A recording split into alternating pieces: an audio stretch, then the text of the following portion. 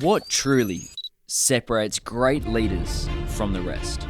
We are joined by Kylee Leota. Kylee has spent over 20 years coaching CEOs, executives, and teams across Australia. This episode, we uncover the real traits that make teams thrive. This is the growth concept.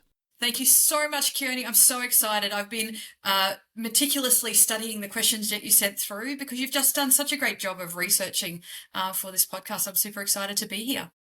It's a pleasure, Kylee. I truly look forward for this conversation because leadership in this day and age is a buzzword. And with more Gen A, Gen Z people going through the workforce, leadership is needing to be adapted to suit all these new sorts of people coming into the workforce, different personalities, different perspectives. So this conversation, I feel, is more relevant than ever in history before. Thank you. 100% I agree with you. And it's the first time we've had so many generations in the workforce at the same time. We've got Gen Alpha, but still got Gen X's and even some of the, baby boomers in the workplace. 100%. So sometimes we've got 5 generations in one workplace. Yeah, definitely. Kylee, your mission is to empower leaders and teams to thrive in times of challenge by equipping them with the tools, mindset, and culture needed to pursue excellence. Why is this your mission and why is this so important to you? Look, to be honest, I don't know anybody that wakes up in the morning and says, I want to do a really poor job today. And I actually asked that in my workshops. I'm like, put up your hand if you laid in bed this morning and went, how can I do a terrible job in my workplace today? But the byproduct of not having the tools and, not knowing how to access the right mindset and develop this culture means that sometimes we're doing poor jobs and poor jobs as leaders. And I think that's so particularly true of my own leadership journey. There were days where I think I was a really good leader, if I reflect, and there were days where I was probably pretty horrific, to be honest with you. And part of that was that I can acknowledge in hindsight, but the truth is I never wanted to be a bad leader. But the reality was in Australia, like most areas, when I'm talking to people around the world, they say it's fairly similar, is that we kind of do leadership a bit arse about. We give someone a job, they're promoted on the skills that they have and the tools that they have to do their current job. But leadership requires a different set of tools. So we promote someone into this role, but we don't necessarily give them the tools and the mindset and the ability to develop a culture until after they're already in the job. And sometimes that can be like months down the track before you get the opportunity to get the training that you need. And I think for a lot of us, that means that we make mistakes along the way, that had we had this information, all these tools, we would do things differently. And so I'm really, really passionate about this particular space because I've seen some really good people not get the outcomes they wanted, including myself at times, because I didn't know any better. And when you know better, you can do better, right? 100%. At what point in your timeline, your career, your business ventures, was this mission acknowledged? When was it you were like, okay, this is my calling and purpose at this point in time? Look, I was a really early leader. So I was promoted within my 4th year in my role. And that's in my career in education. That's very, very early. And I think for a long time, I have been a passionate helper and supporter of people my whole entire life. But I still think that that can be quite dangerous at times if you don't have the tools to do it well, because you can fall into these different traps. So I think my goal and my mission came about from seeing lots of people around me struggle. And all the people that I knew that were going into these roles were good people. Very, very few people were actually very bad people that became leaders. I think they were good people that sometimes created poor leadership. And the further I got in my career, very early on promoted, within a couple of years, I recognized that people were really struggling.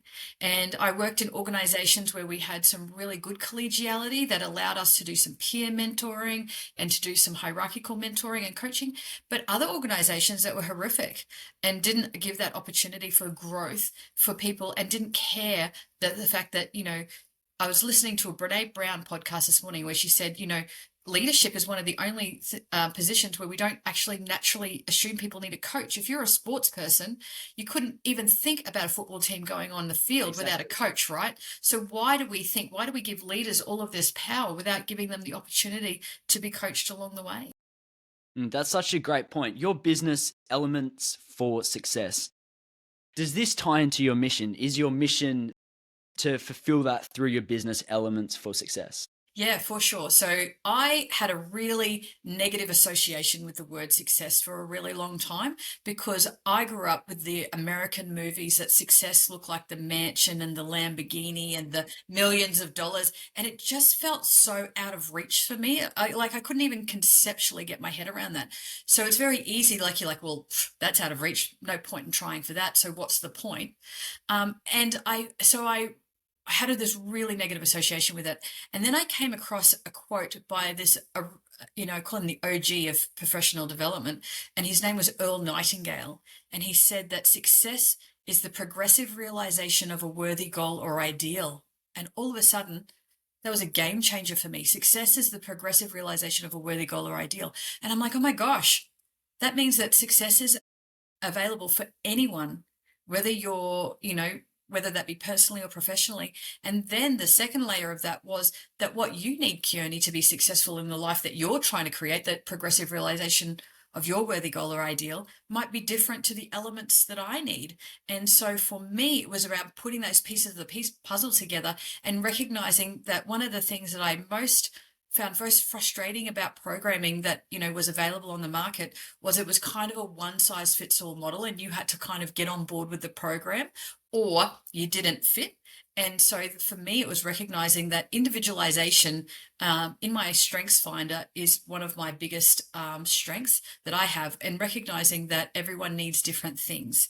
And so helping people Exactly. bespoke and figure out what that is for them. And that whether that's an individual level, a team level, an organization, everyone's going to need something slightly different, and that ability to bespoke those needs. So having access to a wide range of knowledge and going, oh my gosh, in this context, what do you think about this? Versus going, well, this is, the model, and everyone just needs to jam into the model there, regardless of whether or not it aligns with what you need or not. That's such a great point. Interesting you bring up the whole, like that mental barrier you had as a leader. You were saying you got into leadership pretty early, 4 years into your career, you were already in a leadership role in education. With having this barrier of so called success, mansions, Lamborghinis, did that tamper your leadership style at the time? And did you notice any key pivotal changes you had to make when you realized, okay, success is a lot more personal than that?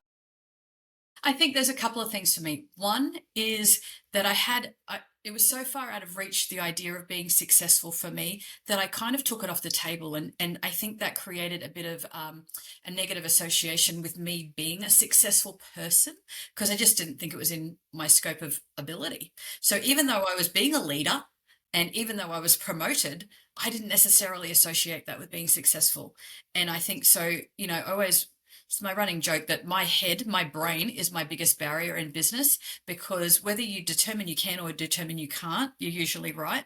So, for a long time, I determined that that wasn't, something. So when people go, oh, wow, you've been promoted, congratulations on your success. I'm like, what success? That's just like, I just want to help people, and that did it like that. So I think for me, for a long time, and, Australia has this tall poppy syndrome, where we've also Yeah. got a bit of a negative narrative about, if I identify myself as a successful person, then people are going to try and shoot me down. And they have. Who do you think you are to be promoted so early in your career? And what do you know? And all of the narrative that comes with that. And so I've had to realize, and it took me probably going through a really adverse experience to recognize that one of the things that I needed to do was have my own back, because I had to determine my own weather, rather than letting other people determine my mood based on what they thought about me at different points in my career. That's such a great point. Let's talk about leadership. As you were saying, it's a bit of a buzzword in 2025, like, oh, leadership. With coming out of school, leadership was something I haven't really heard of, but as I've obviously adventured into the media space, podcasting business, it's a word that's come up heaps. Then there's a lot of leadership courses out there, develop this, develop that, seeing different leadership styles in my own work, home life, even. There's so many different definitions of leadership. The Oxford definition of leadership is the action of leading a group of people or an organization. And I read that and I'm like, oh, that's very Bland. It's a blank canvas, really. What is your personal definition of leadership in 2025? Well, I think it's about taking, Brene Brown talks about this idea of seeing the potential in others and developing that full potential. But Mm. I think added to that is we have to actually see the potential in ourselves, because I believe that in order to lead others, you've got to first lead yourself. And in order to lead yourself, you've got to know yourself. So my definition of leadership encompasses that seeing potential in yourself and developing that capability and competency within that, as well as seeing the potential in others and taking responsibility for developing that in others. Again, individually, team, organizationally. So does that mean the foundation of leadership is first work on yourself? Yes, 100%. Full stop, exclamation mark. 100%. Every leader, any problem starts with you. That's usually how it works, including myself Yeah. at times. Yeah, for sure, So for then sure. what process did you were saying that you obviously had this mental barrier of what success was for you. So if I'm a young individual wanting to level up my leadership and I don't know where to start, work on yourself is very bland again. Where do we even start with that? So broad, right? Yeah. So first of all, I think there's this concept, the Japanese call it kaizen, the continuous improvement. And so first of all, you actually have to be open to the fact that, and I think there's a bit of a paradox here, because we sit there and say that if you continue to keep looking over there, you're never really self-fulfilled because you're always looking somewhere else. So I think you have to equally be okay with where you are right now, but recognize that tomorrow you can do better. So I think there's a bit of a paradox there around accepting where you are right now and not judging that. You are where you are, and that's where, but also recognizing. And, the All Blacks, if you're a rugby fan, talk about leaving the jersey in a better condition in which you received it. So the opportunity to, leave this world, leave this relationship, leave whatever in a better condition because of your existence in it, I think is really, really great. And I agree, there's so much information out there. And I think that was my own trouble as well, is that I was trying to apply everything that I ever read, and I'm a bit of a nerd. So there was lots of stuff I was reading. I'm like, oh my gosh, I'm applying this. And I just felt like I was kind of spinning my wheels all the time and not really getting anywhere. Mm. And so what I did is I created my own framework, and the model is called Infinite. And each of those letters stands for its own pillar. And the reason, I think of infinite, if you think of the infinite symbol, it's always ongoing. And I think of it as a bit of an evolution of self all the time. So it aligns with that continuous improvement model. And the first pillar of infinite is identity. Who am I right now? And what do I aspire to be? And what are my values? And how does that show up in my behaviors? And the last pillar of infinite is ecosystem. Who am I surrounding myself with? And are they supporting me in that alignment of identity? So it comes sort of full circle back. And within that, there's these other pillars. So we've got nurturing, which is about emotional intelligence, fearlessness, innovation, nobility, influence, transformation, and ecosystem. And for the big picture visionary people, they can actually take all the pillars of infinite and look at it as a whole. And for those that need to just focus on one thing right now, they could pick any one of those pillars and continue to evolve their self and their own leadership, and then the leadership of others by picking that pillar. And I always encourage people to start with identity, because who you are determines how you lead. And where you are right now in your journey. And if you're not aware of that, you are just leading the blind all of the time. 100%. And it also determines who you spend your time with. And, it allows us, if we don't understand who we are, then it allows us to fall into the trap of victimhood, of blaming others all the time for our decisions or indecisions about where we are or where we are not in our own leadership journey. I kind of I recognize that for me, I'm not the same person I was before when I was in education to who I am as a business person. My identity has changed. Who I was in the first year of my business to who I am in this year of my business, my identity has changed. So the ongoing evolution for me is to keep revisiting that identity piece and not thinking it as set in stone so much. And Vusi Thembekwayo, he's an African entrepreneur. He said, identity is man-made, so thereby it can be man-changed, which means if you I don't love like that. who you are, You've got the power to change it. And so often we give our power to around away to other people. And so, I often talk to my clients around, are you being the author of your own story or the character in somebody else's? That's a great point, and that's something you mentioned in your TED talk as well. Mm. With this framework of infinity of this leadership style, do you find that in this day and age, it seems to be more a destination? Oh, once I've gotten that role, I'm now a leader, and there's no room to work and improve. Do you personally see that? I talk all the time in my workshops about I don't ever want this to be this really cool thing that we did once. And I think leadership can be a bit the same. Like you go to a Mm, course, wow, I'm just, it's this really cool thing that I did once and I apply that. And then we're not a one-stop shop. In order to be a better leader, if I was the same person I was 5 years ago, I'd actually be really scared because yeah, life is moving at such a fast pace. What I needed to do now and show up as a leader is very different to what I needed to do 5 years ago. And the people that are struggling in leadership are the ones that are having the trouble being agile in their thinking around that. And they're having trouble with being that flexibility because they want to die on the hill of their belief system. And Adam Grant talks about this concept of think again. So you may have this idea, and then that might be true for you in this moment. But 2 years, 3 years, 4 years down the track, you might get some other information that means that that idea may not work anymore. So you've got two mm, options. You can let the ego in the driver's seat that says, I'm going to die on the hill of this belief system because I've put this belief system out there. Or I can have this evolution of my thought process and go, oh my gosh, I did think this then, but now I've learnt some more information. I actually recognize that this iteration is actually better. And I'm humble enough to recognize that I could do better with this new information. Um, exactly. and I think that's something that we struggle, and that's the N part. The second N in infinite is this concept of nobility is around checking our ego at the door, understanding the difference between humility and arrogance, and also, not passing judgment and being in the service of others. Because when we serve others, we in turn serve ourselves, and we get better outcomes for everyone. Mm. We were talking about the fact that there's a lot of generations in the workforce now, up to 5 generations, we were saying.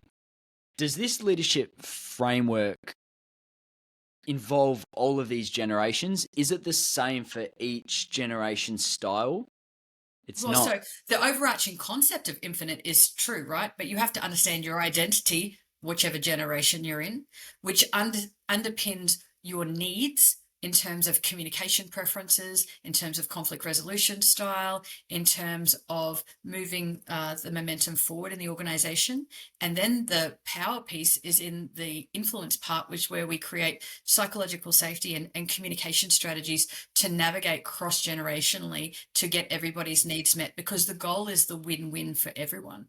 And I'm Exactly. coaching a 60-year-old leader, CEO of an organization at the moment, who currently has 18-year-olds in his workplace, right? So his and my generation, I'm a Gen Xer. Thanks very much. Proud Gen Xer.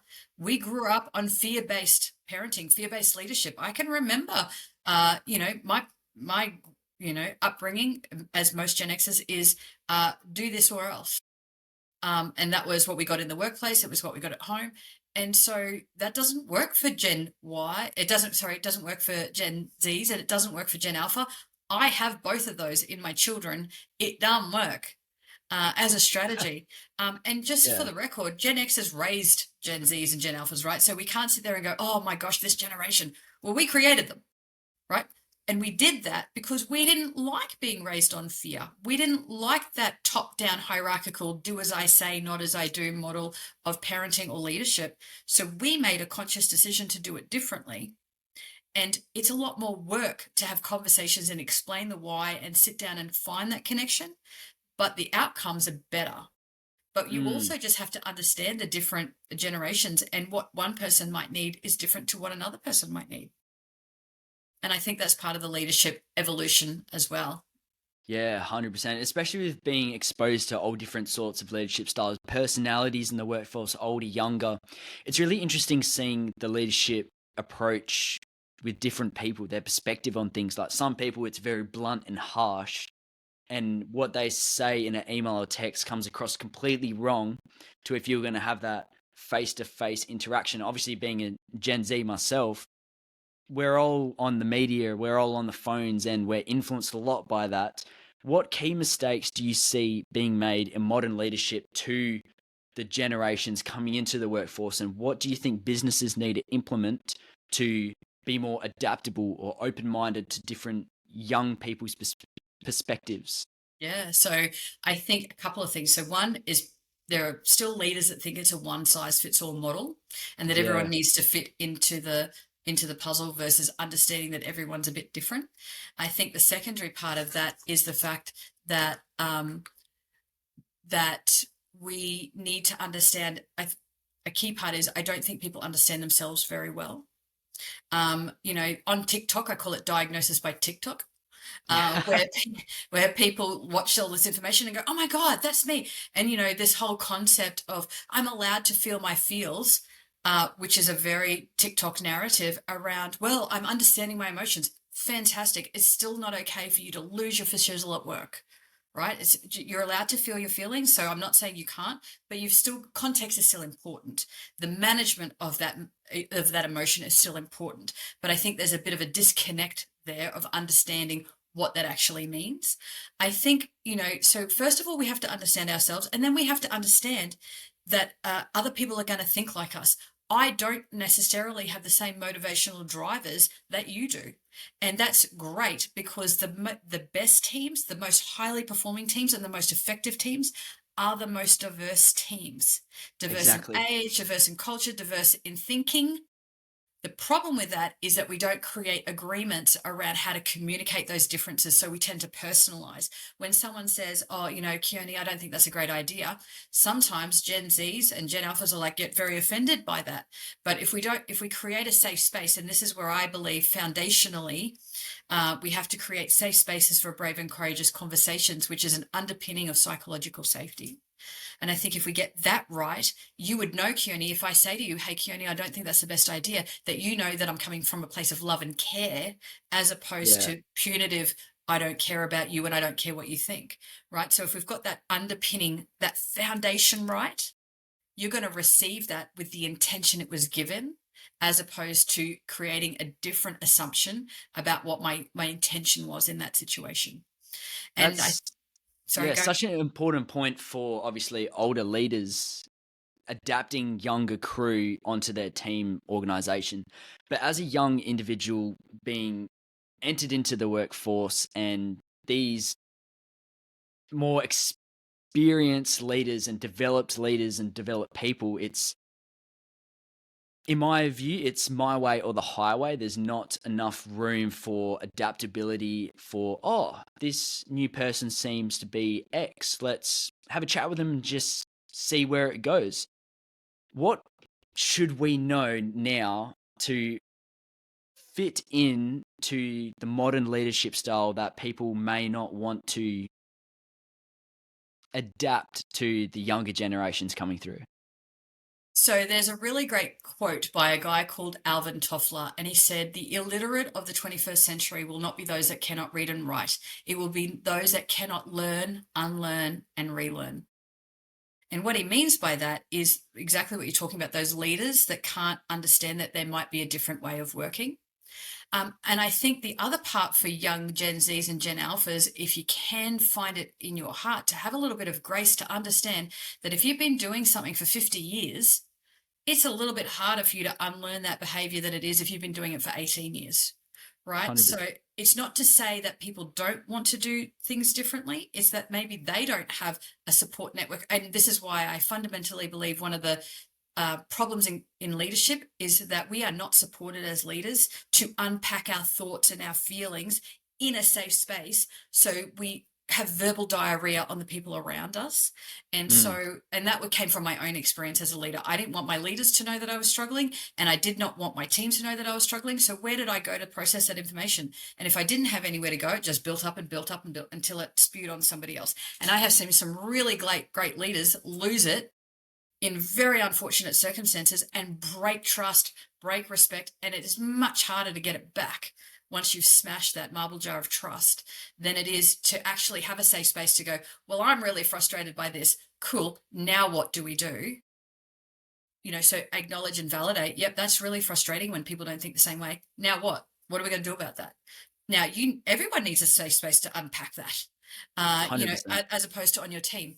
So I think it would be really great if Gen Zers could maybe, no, it's not about accepting, and it's not about, certainly it's not about condoning inappropriate behavior in any way, shape or form. But I think for Gen Zers that are, and Gen Alphas that are sort of, and this is where we've got to understand, you're actually managing up.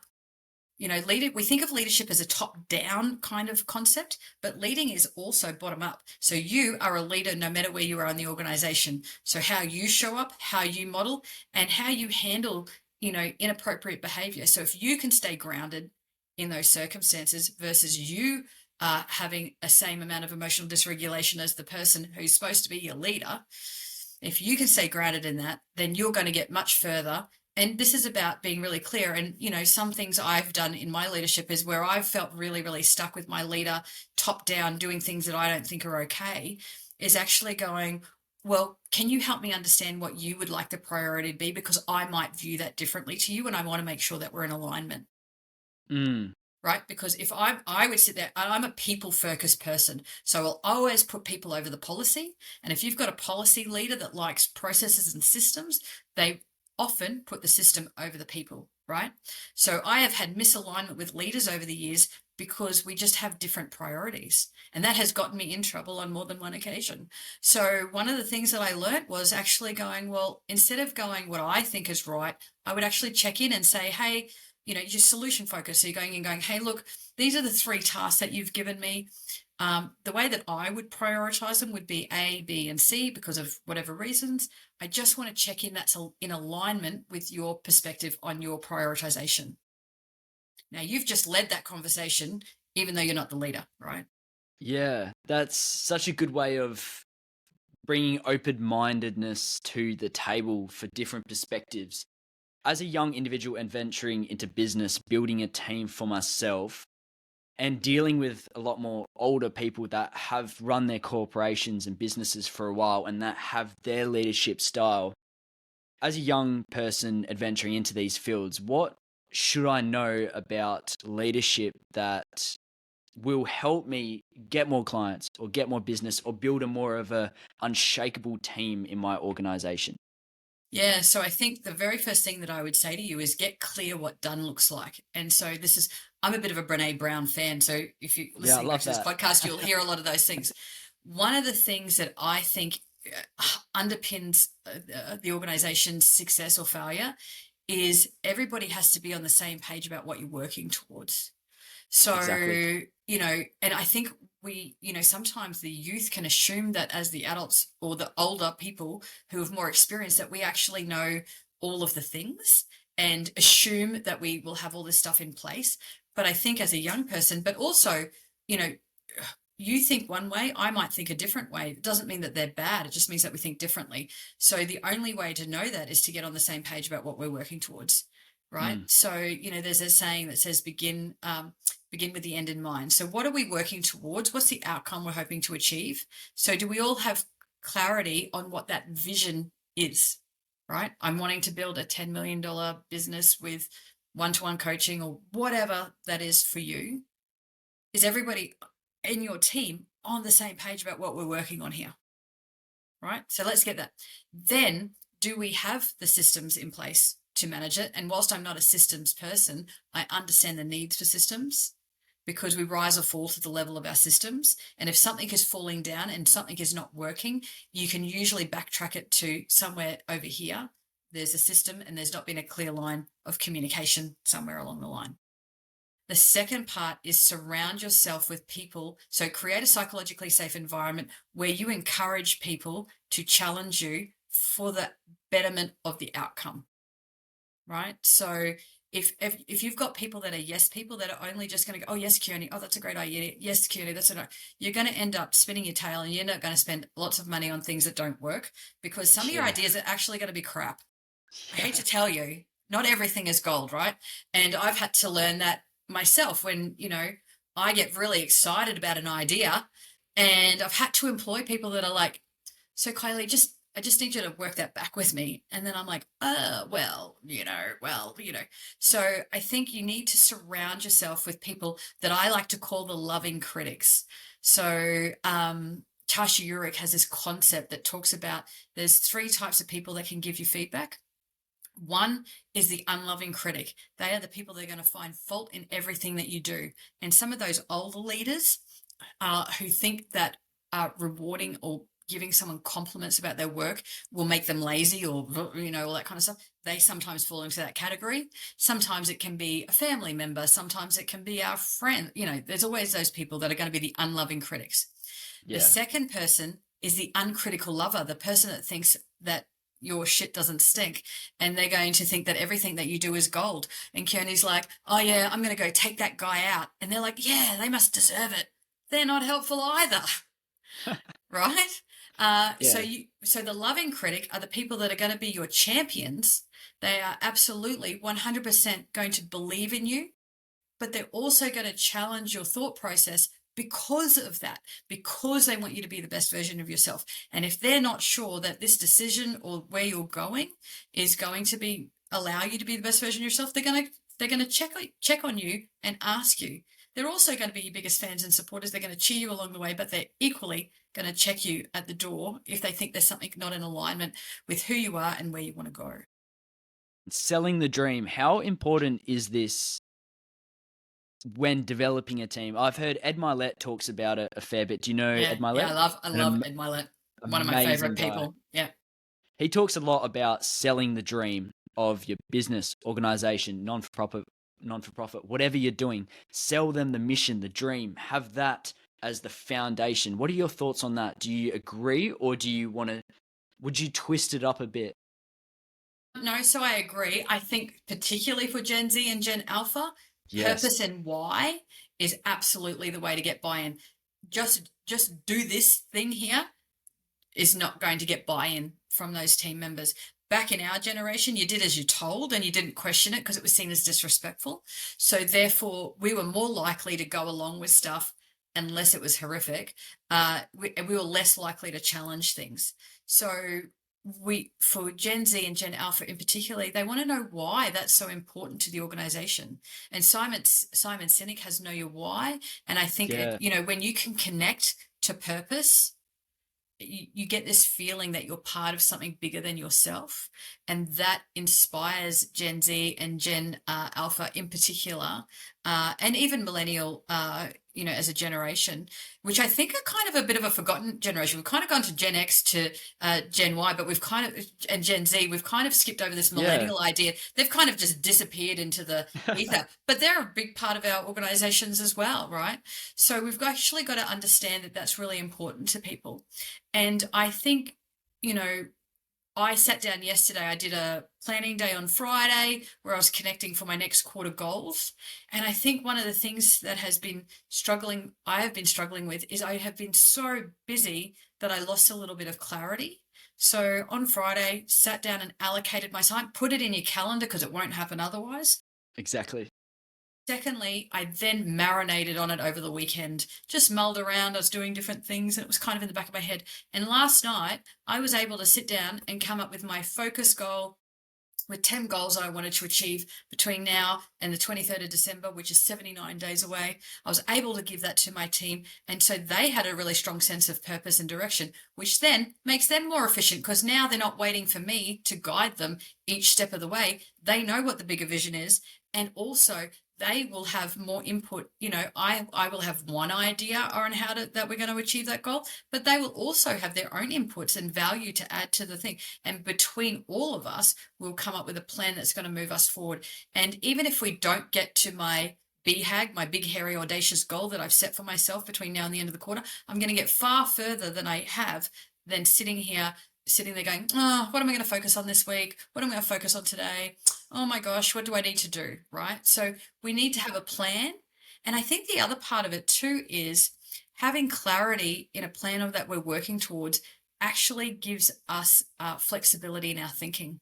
Because if we know where we're going, we don't need to think about that anymore. That's where we're going to. We don't actually then we've got room in our brain, because decision making fatigue is real. If you've got to wake up every morning and decide what you're going to do today to move your business forward, then you're going to get fatigued over like little innocuous decisions that you have to make every day. If you have a plan making forward and you've got some real clarity around that, then a lot of that decision making fatigue will be taken off you because you know where you're going. So then you can then take that, cognitive load that you've had and redirect it to somewhere that's more meaningful and purposeful for you in this particular moment. That's such a good point. We spoke about diversity of Yes. your team organization, which is so crucial. But do the qualities of the overall leadership approach need to shift depending on the generation and team you are working with? For example, with baby boomers, comparing them to the Gen Z and Gen A coming through now.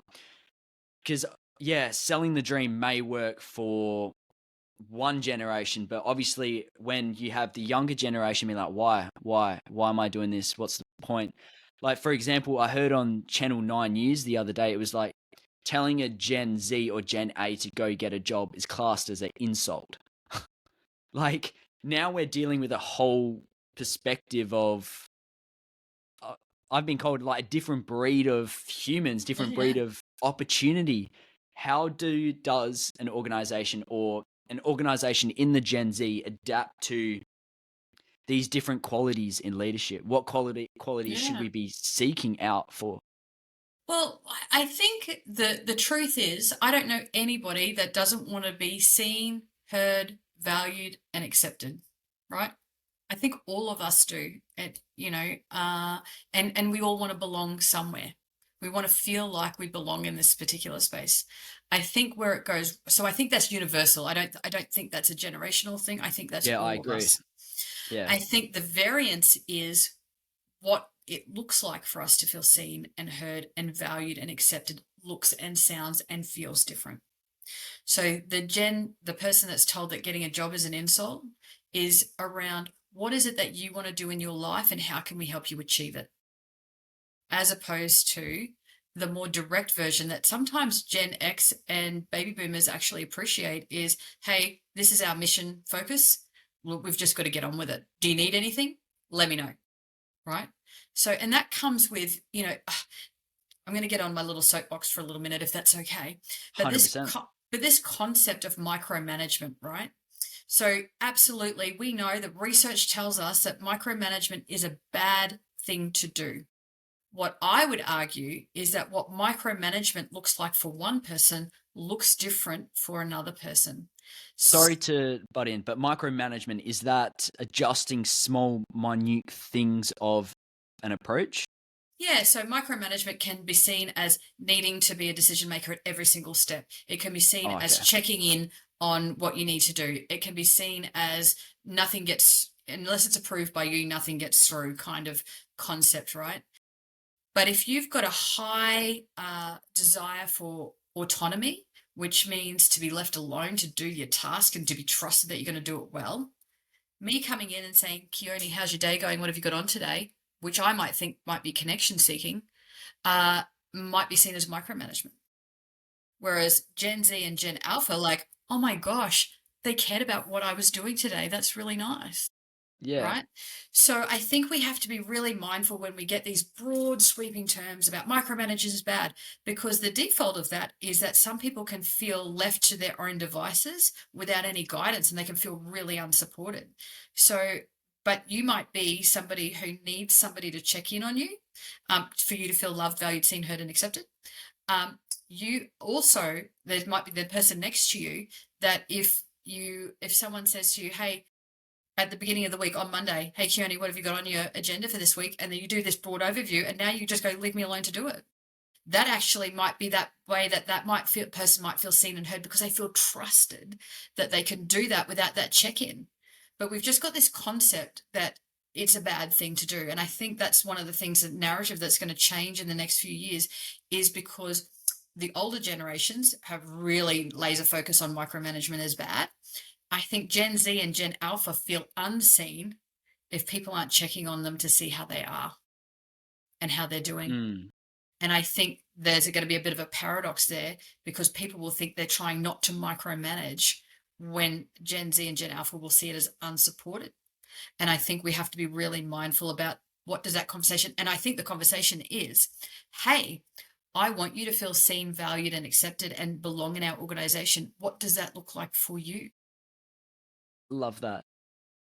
Instead of just assuming that your style is going to work for everybody.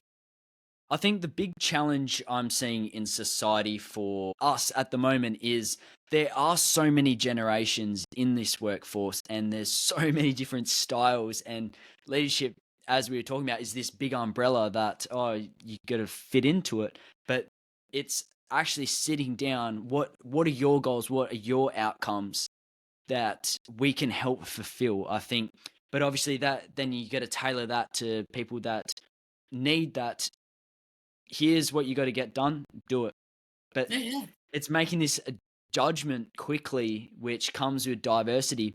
We're touching on diversity in your group or organization. We were talking about having someone who challenges your perspectives, someone that obviously all the qualities are, which you got to believe in the dream, this vision you're working towards, which I love, totally agree with.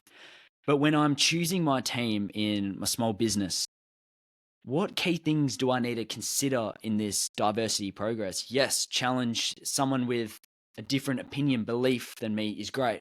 But what other perspectives do you feel is very valid in this day and age with the rapid of change increasing so much? Yeah. So I think there's a couple of things. One, you need someone with good communication skills. And I think that's expressive communication and receptive communication. I think somebody with their own continuous improvement agenda, that they want to be better than they were the day before, because that means that they're going to be more open to feedback and accountability. I think Mm, the other part of that too is understanding that all of us operate, we have a zone of genius, we have a zone of competence, and we have a zone of frustration. And our zone of genius is the things that we can do where 5 hours feels like 5 minutes. We come away energized from the task, and it just fulfills it. For me, it's things where I can connect with people like yourself, sitting exactly. down, doing a podcast, speaking, doing workshops, all of those kind of things, right? Sorry. Um, can I do other stuff? Absolutely. But your zone of competence stuff is the stuff that you do well. But if you are spending an inordinate amount of time in it, you start to fatigue and you start to not show up as your best self. And that can show up as resentment. And your zone of frustration as the tasks that 5 minutes feels like 5 hours. So in a business context, from my own perspective, I hate reconciling my books. I just hate zone of frustration for me. I will sit and I will fluff around and I will procrastinate. And because I don't like it, tends to be a task that I drag it out, right? So one of the things that I did when I employed my bookkeeper, her words to me was, I love reconciling. Excellent. Her zone of genius was my zone of frustration. Excellent. What we needed though was high level communication skills so that she could do her job and live in her zone of genius, which gave me time back to live in mine. Winning, right? I think the second part of that is understanding what is your zone of genius, which is your zone versus your zone of competence. So I was coaching a very amazing colleague of mine, and he was in this organization, and he had been brought on board to he'd been brought on board into this organization to really implement some really firm changes into the organization. So he was a change agent, but he really needed to steer the ship, and that required him being quite directive at that particular time, and kind of like the follow the leader type thing, because the organization needed that in that moment. And I was having a chat with him one day, and he was feeling quite burnt out, and he was feeling really quite stressed about things. And his boss had had a conversation with him about this book called Surrounded by Idiots, where they talk about different colors of leadership style.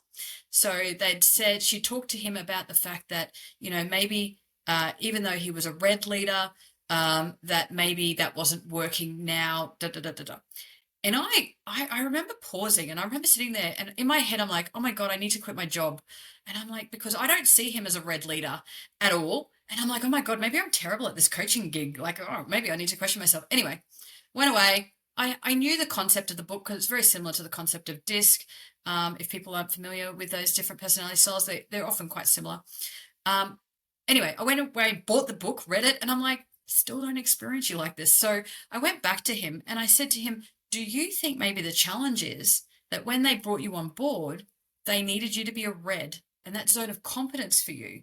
But the reason that you're burnt out and fatigued is you're not a red. You're actually a yellow. And yellow is your zone of genius. And the reason that you're so tired is because you're not leaning into your zone of genius so much. Anyway, fast forward, he went back, had a conversation with his boss. Within 2 months, the whole thing had flipped on its head and he was loving his job. He was fulfilled and his cup was filled up, right?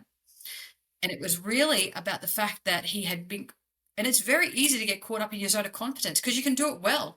So it's a natural default you fall back into. So once you find people whose zone of genius is your zone of frustration, you need people that zone of genius is your zone of competence. So you don't have to carry it all by yourself all of the time.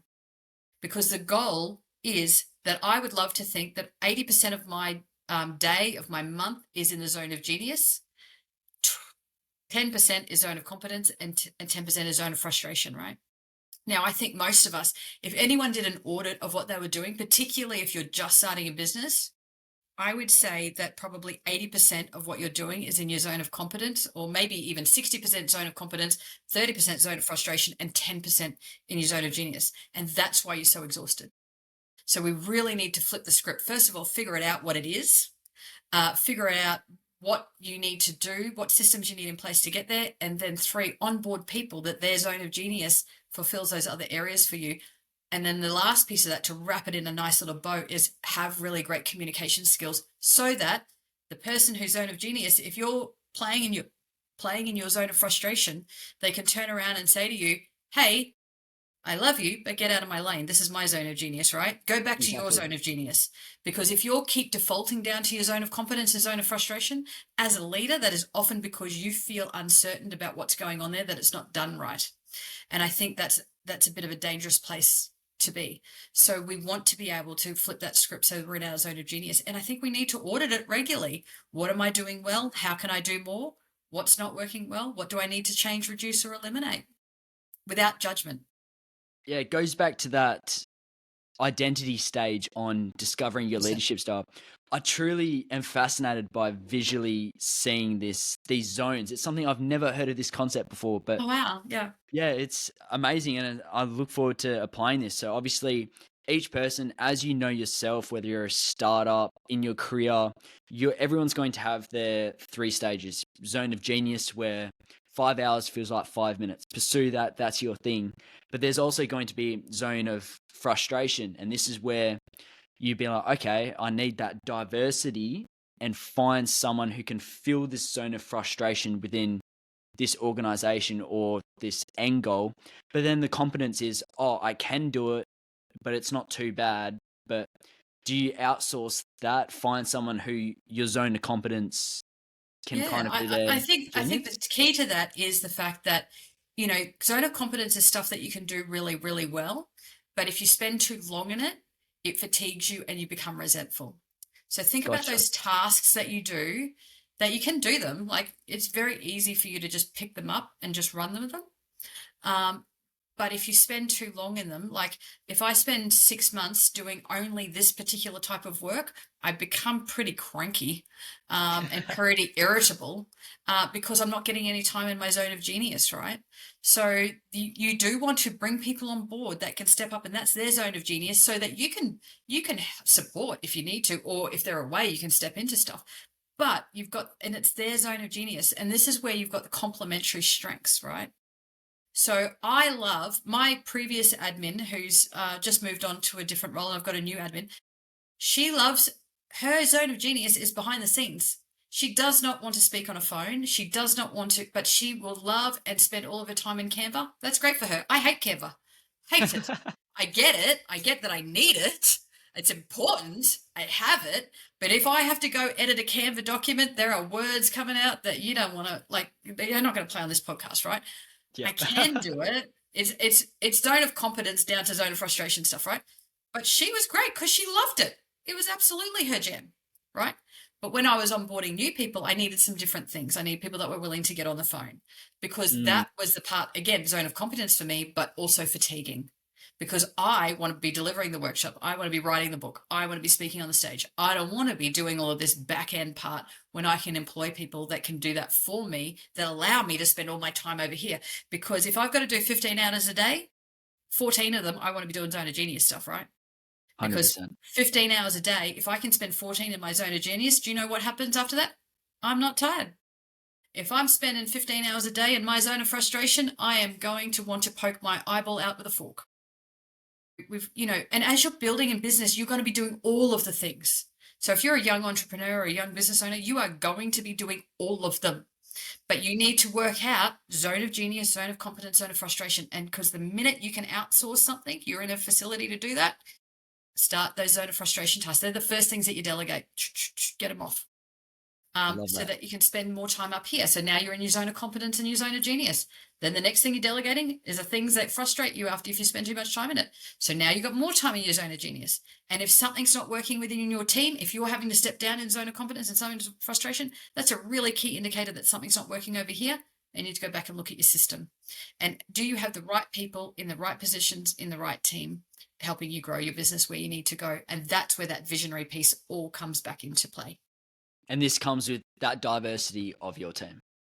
Yep. Such a great point. I wish I heard this conversation before I started my startup. It's like I was trying to delegate all these tasks. It's only now I'm starting to like outsource things and team up with people, sell the dream, sell the passion, team up with them with the same passion but different perspectives. I think that point is so valid in this day and age. Kylee, the last guest I interviewed on the podcast left a question for you, not knowing who you were, what business or venture or mission you stand for. The question is, based on how the world is right now, if you could change one thing about the world, what would it be? I think circling back to what I said at the beginning of the episode was that nobody wakes up in the morning and says, I want to do a bad job today. And so I think if we could understand and give the world a little bit more grace, that people are doing the very best they can with what they have, I think that would make the world a better place. And I do think that also that understanding behavior is not condoning it, right? So understanding there's a difference between intention and impact, and understanding we want alignment between intention and impact. And often there's this misalignment. So if we can go back and have the grace to go, right, this is the impact for me from what happened. I'm just wondering if that was your intention. I love that. That's such a great point. And as we were talking about with the different leadership styles, no one wakes up and being like, I want to do the worst job today. It's, you know what you know. When there's so much change happening all at once, it's hard to keep up. It's hard to adapt, grow as an organization and team for the new upcoming leaders to adapt and suit for them as well. For the next guest I interview on this podcast, what question do you want to leave them, not knowing what business they're in, what they stand for, or their mission? Yeah, so I guess my underlying premise is you have to lead yourself before you lead others. And I think too often we're focused on what's out here and we forget to start in here. So my question is, what are 3 things that you do to lead yourself every single day? I love that. Kylee Leota, if you could go back to your younger self with the leadership knowledge you have now, what would you tell yourself and why? Yeah, so Elizabeth Gilbert wrote a book called Eat, Pray, Love. And she talks about this story where she was going through this really awful experience. And she said, I remembered in a moment that I saw myself as a friend. And I think for me, it would be around the fact that if our self-narrative is always way harsher than we'd ever say to a friend. So if I was, if I made a mistake or something, the conversation I have with myself is awful compared to if my friend made that same mistake, what would I say to them? And I think that we forget sometimes to see ourselves as a friend, and going back to that grace comment and give ourselves some grace the same way that we give others. So my advice to my younger self would be 1, see myself as a friend and think about that as if I was talking to a friend that was going through that, what would I say to them? What advice would I give them? As opposed to the flogging that I am giving myself right now for making a mistake. Yeah. And the second one would be, how can I give myself and others grace? I love that. Just a simple change of perspective can have a whole different trajectory of meaning. Such a valuable point. Kylie Leota, thank you so much for this conversation. And the main point I've gotten from this is the importance of diversity in your team organization and being open minded to no one wakes up with the intention to do the worst job. And it's okay to not have everything figured out and simply being open minded to change. I think that's such a valuable point, which a lot of leaders can take on these days, as well as myself. Kylee Leota, thank you so much for coming on to the Growth Concept. Yoni, it has been absolutely amazing. Thank you so much for taking the time, and I really appreciate the platform to share these ideas, and hopefully they will help somebody do a better job tomorrow. 100%. Thank you. All of Kylie's resources in the show notes below, her socials, her website, and her TED Talk. Check it out. Thank you so much, Kylee.